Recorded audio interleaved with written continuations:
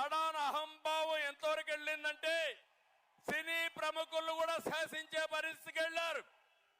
Cinema టికెట్ల పేరుతో మహానటుడు చిరంజీవిని, మహాదర్శకుడు రాజమౌళిని అవమానించే స్టేజ్కి వెళ్లారు. నేను బాధపడ్డా, చాలా వరకు నొచ్చుకున్నా. జీవితంలో ఇలాంటి జరగకూడదు అనుకున్నా, అలాంటి జరిగే పరిస్థితి వచ్చింది. అందుకే నేను మిమ్మల్ని అందరినీ ఒకే విషయం అడుగుతున్నా. వై నాట్ 175 అంటున్నాడు జగన్.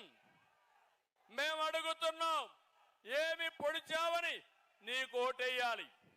వై నాట్ 75 కాదు, వై నాట్ జాబ్ క్యాలెండర్? సమాధానం చెప్పు.